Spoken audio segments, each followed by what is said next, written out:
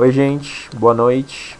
Voltando aí com o papel de parede do Tigre aqui no computador de casa. Vocês todos são testemunhas, eu tô começando agora, meia-noite e 40. Então 40 minutos vai até 1h20. Quando der 1h20 eu vou interromper esse vídeo e se eu não tiver terminado de falar, o que é bem provável, eu continuo em um outro arquivo de vídeo. É, Bom, eu mostrei para vocês no outro vídeo as configurações, né, das placas de rede das nossas máquinas virtuais aqui. Ó, vamos lá, o Ubuntu, ele tá com uma placa de rede em host only, beleza? O ISA está com duas placas de rede, uma em host only e uma em modo bridge, ok? E o AD está, eita, eu cliquei no play, mas tudo bem. Hum, hum, hum. E o nosso servidor AD está com uma placa de rede em modo host only também. Eu tô sem internet aqui em casa e com telefone mudo, culpa da iCommon. Fica aí a dica pro Dr. Sidney resolver o meu problema, porque eu liguei na Vivo e a previsão é que volte a funcionar amanhã às 10 horas da manhã e já tô sem telefone, sem internet desde ontem à noite, de madrugada. E a desculpa é que tá com problemas na região aqui, né? Mas tudo bem. Passou alguns carros da Incomum aqui perto, mas só passou, não fez nada. É... Enfim, já dei o play aqui no servidor do AD, não tem problema, deixa ele ligado, que a gente vai ter que usar ele. Hoje eu vou mostrar pra vocês sobre o Zabbix, tá? A ferramenta do Zabbix. O que que ele faz? O Zabbix ele é uma ferramenta de monitoramento. Ele monitora outras máquinas para poder dizer como que está o status assim de saúde, de hardware, de software dessas máquinas que ele monitora. Particularmente eu achei o Zabbix uma ferramenta bem completa, tá? Então vocês vão ver também aí, eu vou tentar apresentar da forma mais clara possível, com bastante detalhes, tá bom? Se eu for muito rápido, se ficar alguma dúvida, depois vocês podem me questionar. Mas eu vou tentar ser bem didático e bem detalhista. Ó a musiquinha.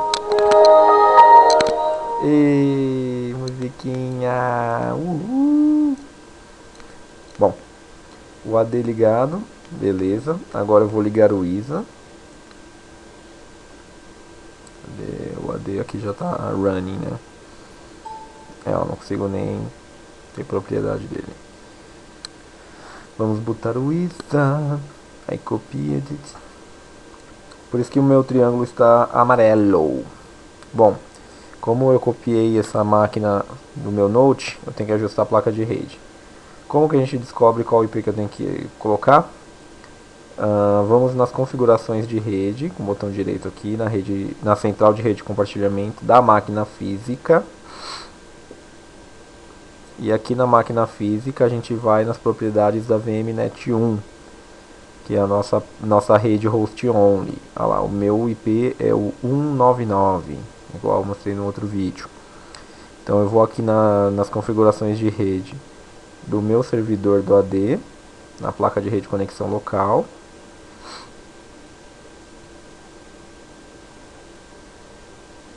Propriedades. Eu copiei essa máquina do meu Note de volta para cá, porque eu instalei o Internet Explorer 8 aqui. Eu instalei o Internet Explorer 7, depois instalei o 8 por cima. E aí ele abre agora o site da UOL sem problemas, né? Bom, aqui nas propriedades de IP, ó, eu tô com o IP 71. Esse daqui, o 71, é o do meu notebook. Vou colocar um 99, que é o aqui do desktop, dessa máquina que eu tô hoje. Então beleza, 199. Para não ter problema. Deixa eu aplicar a alteração. Enquanto isso está ligando aqui o ISA. Beleza, alteração aplicada. Nosso servidor AD já está na faixa de IP 199 também, que é a máquina física está nessa faixa, então a virtual também está nessa faixa.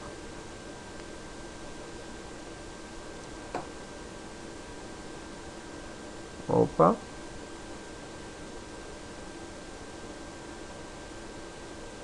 Opa. Espero que esteja gravando.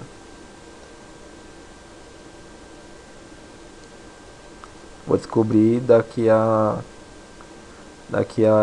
35 minutos, né?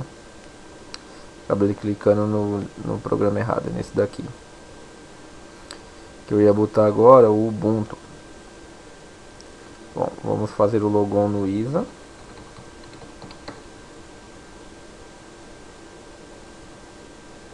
O ISA é um pouco mais lento para fazer logon e soltar a musiquinha.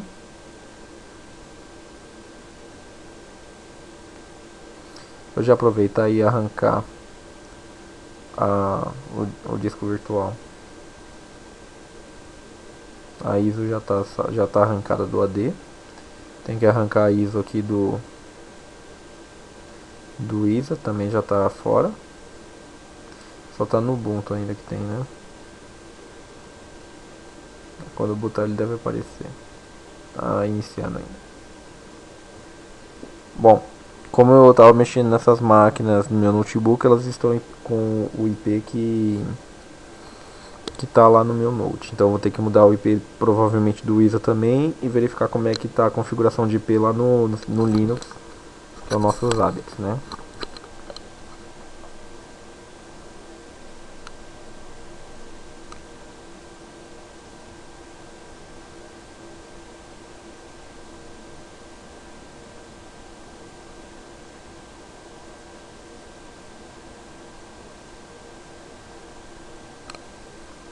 Aí vai tocar a musiquinha daqui a pouquinho. Uhul! Bom, o Linux também já iniciou. Ctrl Alt T. Sudo su. 1, 2, 3, 4, 5, 6. Diretório barra, beleza. Tá aqui o nosso Linux lindo e rodando. Nosso ISA também. Vamos ajustar o IP de a placa de rede aqui do ISA. Conexões de rede. Bom, conexão WAN não vai adiantar muita coisa porque eu tô sem internet aqui em casa, então não vai resolver praticamente nada, né? O IP da minha casa aqui é 0, o range, se eu não me engano.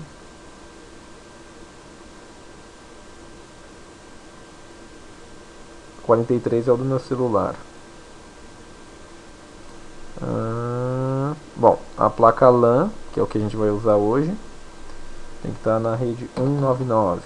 E o meu DNS da LAN vai ser o 199 também. Ok, ok. Só o WAN que não vai funcionar. Tá, vamos ver como é que está a configuração de rede do Linux. Vamos lá, if config. Opa, config. 199.128, já está na faixa certa. Vamos ver se esse IP está estático ou se está por atribuição dinâmica de DHCP. Network Interface. Está estático, beleza. E o gateway está 199.200, tá? A configuração de rede do Linux já está correta. Vamos fazer o teste de ping. Ping 192, 168, 199, 131, que é o nosso AD. Respondeu. 192, 168, 199, 200, que é o nosso ISA. Não respondeu. Deve ser a regrinha de firewall que não está funcionando, porque deve estar bloqueando a conexão. Eu vou liberar o acesso ao ISA aqui vindo da rede interna, só para me testar o ping aqui. E também para poder... eu já tinha feito o teste com o agente do Zabbix e funcionou também. Bom, essa regra aqui eu vou excluir, porque a gente vai usar ela no próximo vídeo, que eu vou falar sobre bloquear os sites, mas eu não consigo fazer isso hoje porque eu estou sem internet. Eu preciso fazer isso no dia que eu tiver com internet.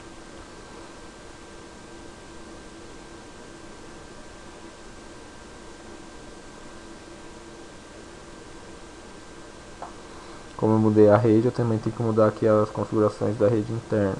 Ah lá, ó, eu tô com o IP do meu opa, tô com o IP do meu notebook. Vou colocar a placa de rede aqui. Domínio já tá, ok. Por que não? Ah, porque na zona WAN já tem.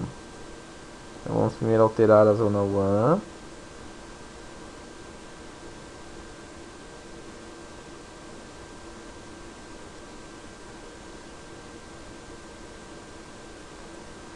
Agora a gente configura a zona LAN.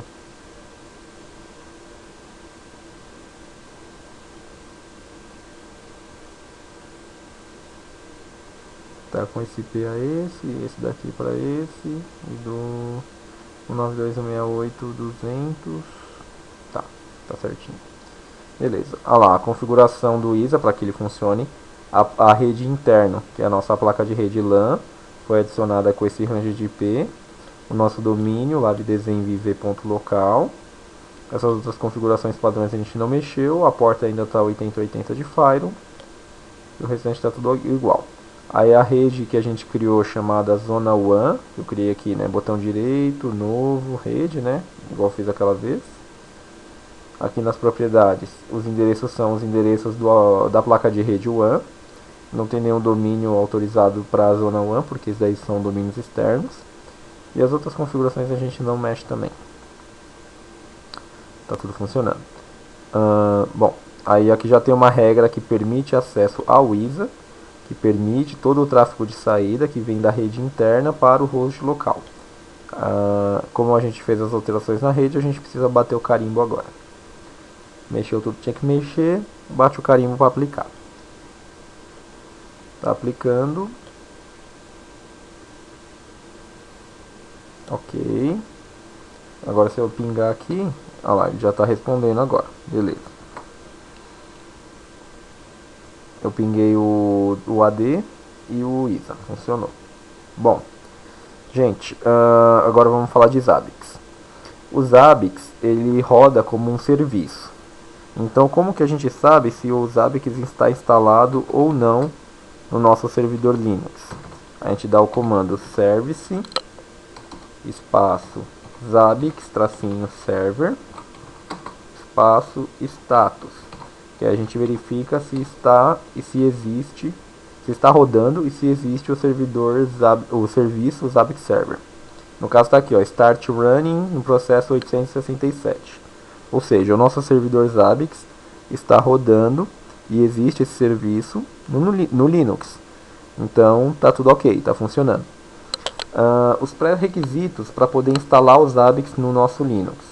Primeiramente, tem que ser, para instalar o servidor Zabbix tem que ser Linux. Ele não tem para a plataforma Windows, pelo que eu pesquisei na internet. Eu só achei Zabbix para Linux mesmo. E funciona bem no Debian e no Ubuntu. Não fala nada dos pacotes do i1 lá do CentOS e do Fedora.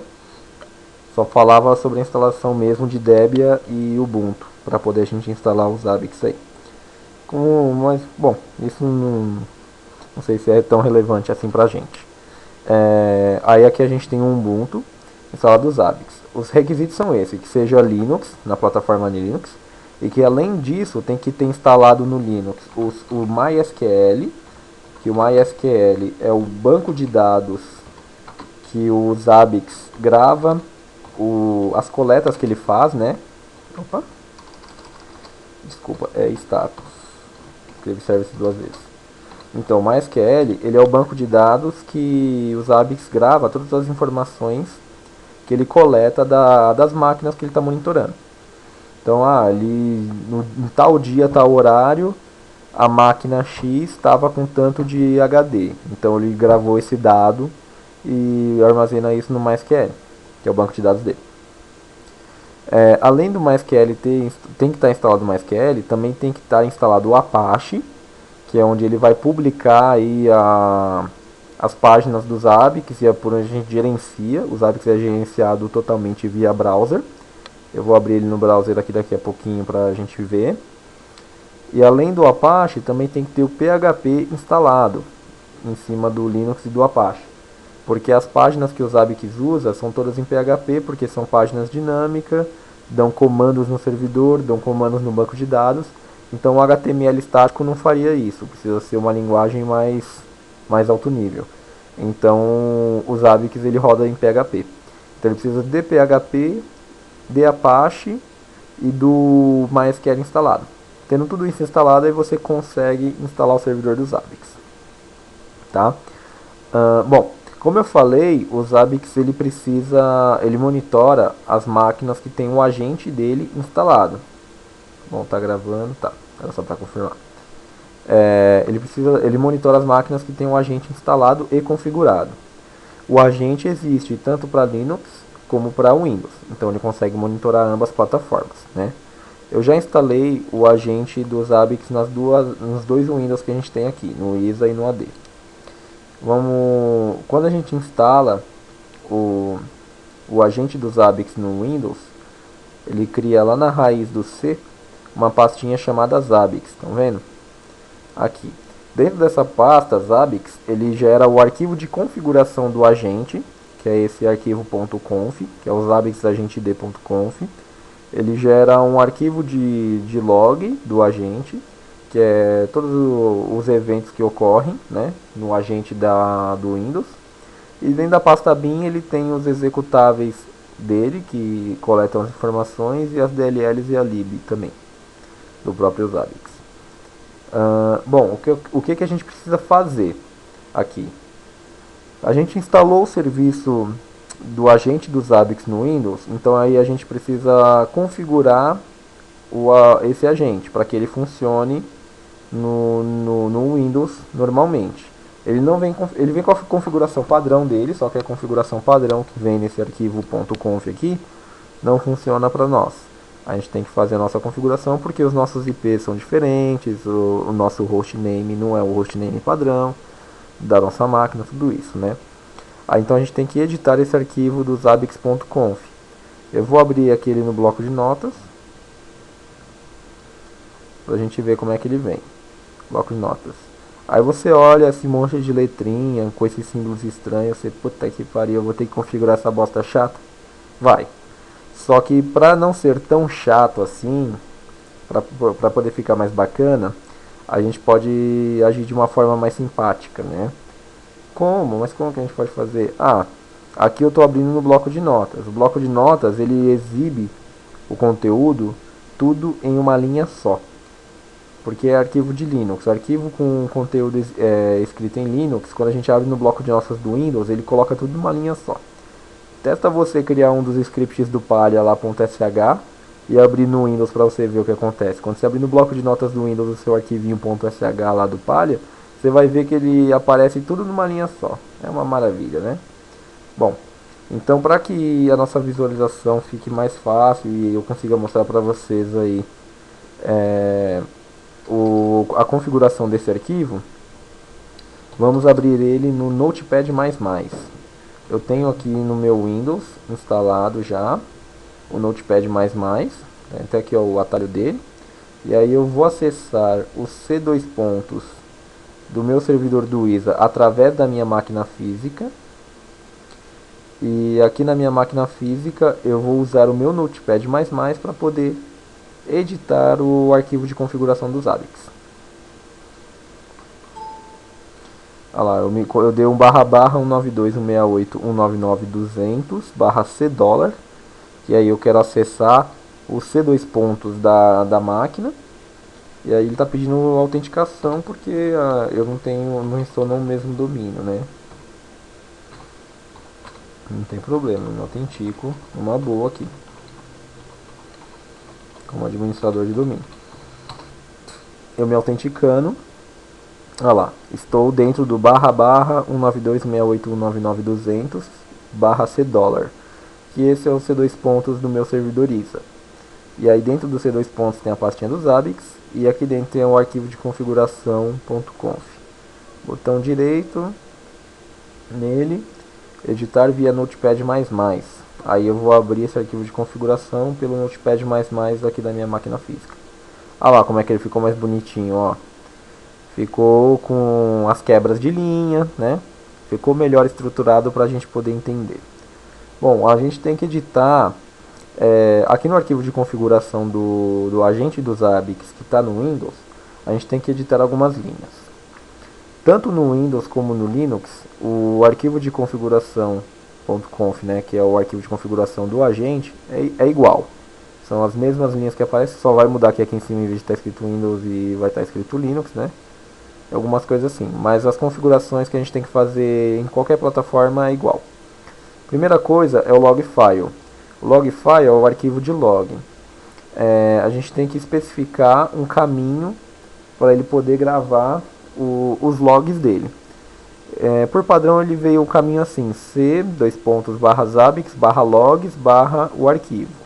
Aí como eu não tenho a pasta logs, né, então eu apaguei o logs e só deixei, tava assim, ó, logs/, né.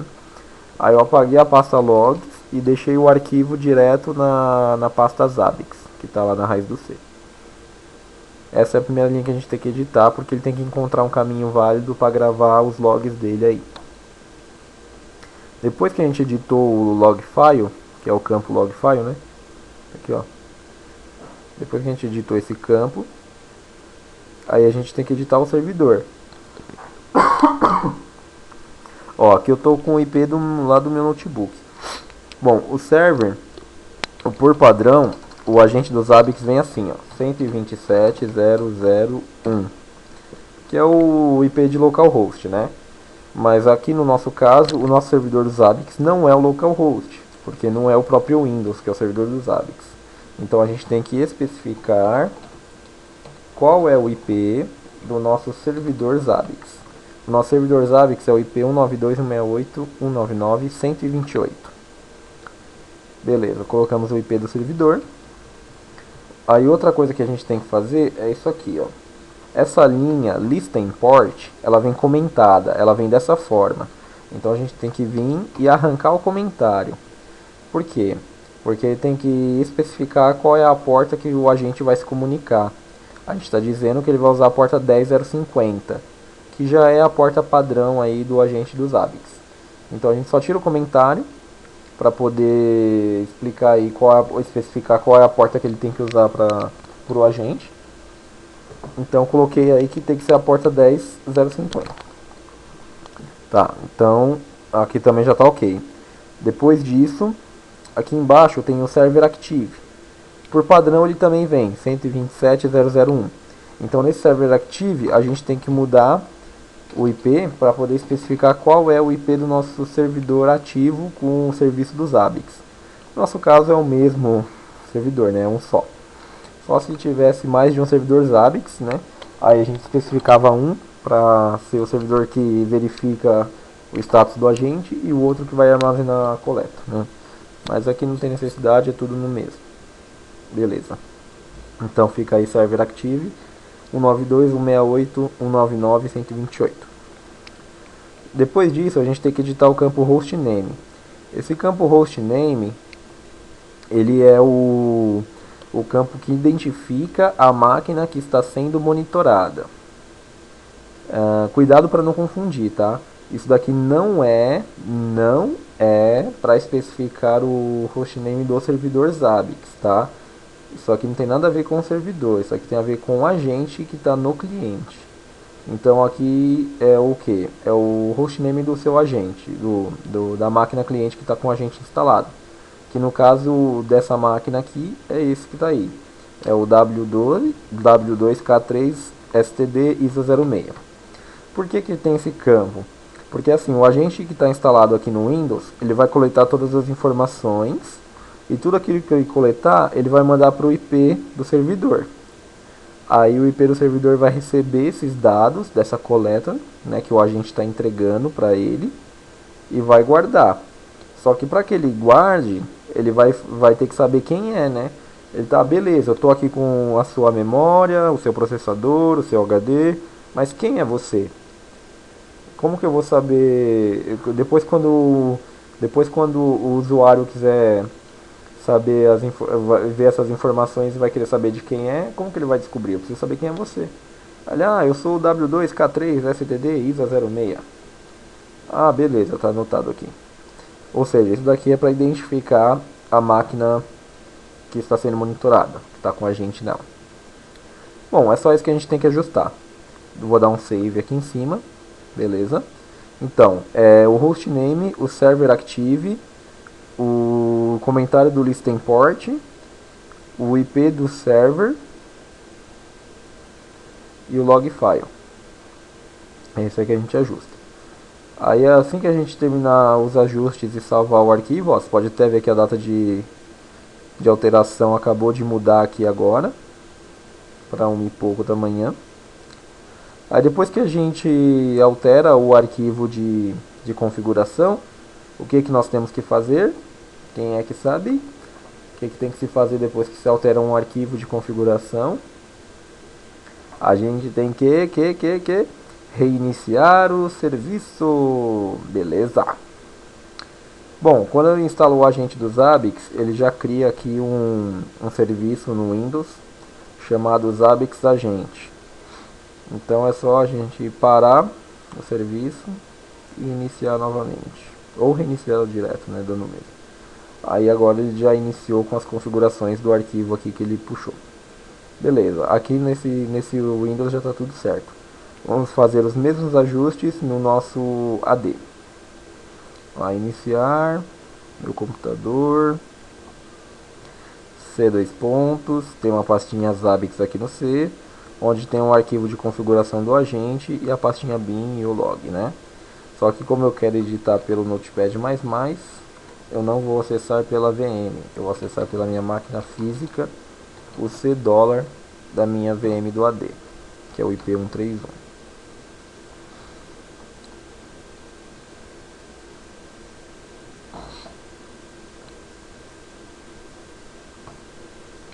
Vou me autenticar. Labdesenv IV /administrador.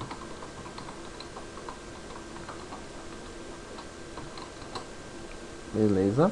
Aqui no C$, a pastinha Zabbix, o arquivo de configuração no Notepad++. O log file está para um caminho válido, ok.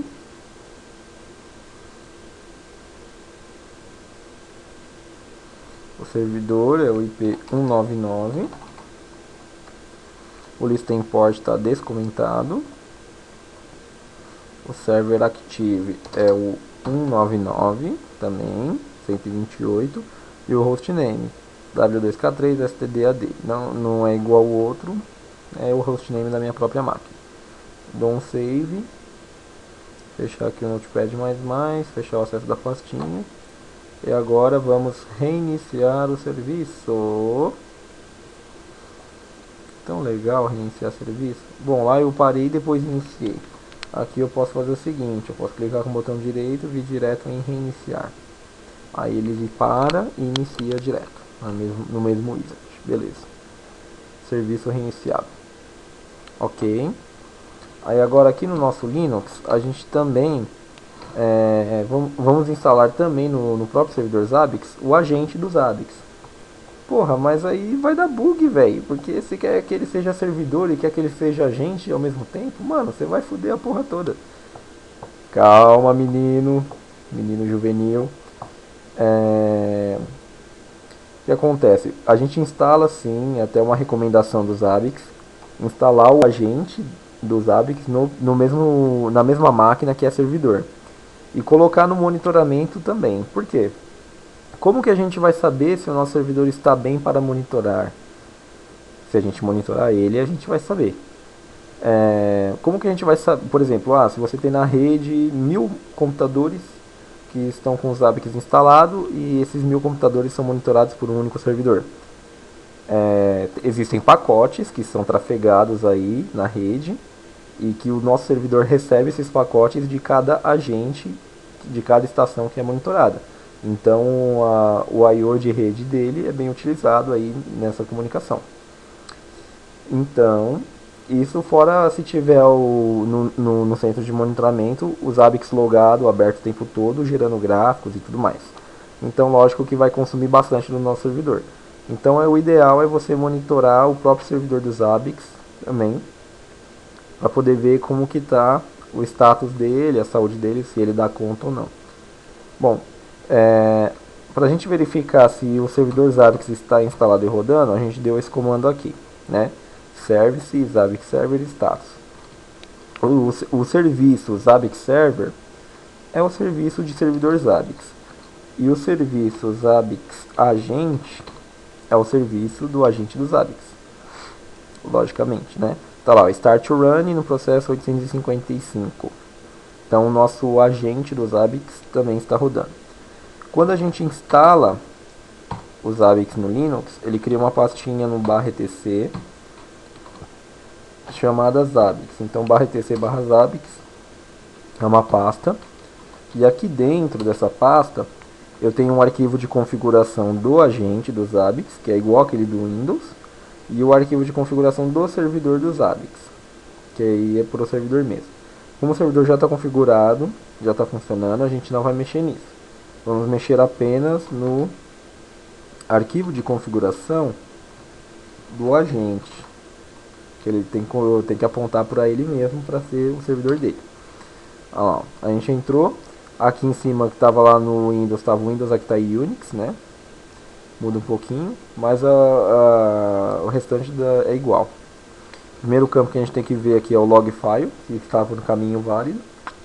Esse caminho está válido, essa pasta dentro do log, a pasta Zabbix Agente existe.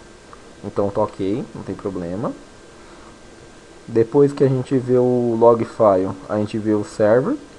Aí o server a gente manteve o padrão 127.0.0.1, porque é o servidor de localhost, ele vai enviar as informações para ele mesmo.